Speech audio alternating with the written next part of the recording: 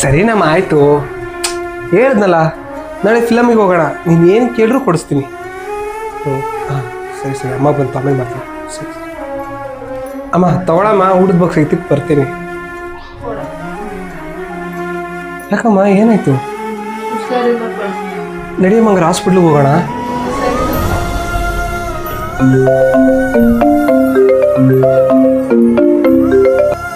Hello hello ಹೇಳಪ್ಪ ಮನೆ ಬಾಡಿಗೆ ಸರ್ ಇಲ್ಲ ಸರ್ ನಾಳೆ ಹಾಕ್ಬಿಡ್ತೀನಿ. ಒಂದು ವಾರ ಆಯ್ತಪ್ಪ ಇದೇ ತರ ಸರ್ ಇಲ್ಲ ಸರ್ ನಾಳೆ ಹಾಕ್ಬಿಡ್ತೀನಿ. ಇಲ್ಲ ಸರ್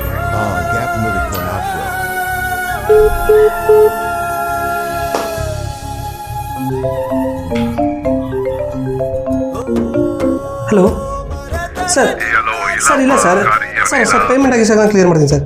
ಸರ್ ಇಲ್ಲ ಇಲ್ಲ ಇಲ್ಲ ಇವತ್ತು ಸಾಯಂಕಾಲನೇ ಮಾಡ್ಬಿಡ್ತೀನಿ ಸರ್. ಈ ಬರೀ ಕತೆ ಒಳ್ಳೆ ಹೇಳ್ತಿದೀಯ 3 ತಿಂಗಳಿಂದ ಕಟ್ಟಿಲ್ಲ. ಸರಿ ಸರ್ ಆಯಿತು.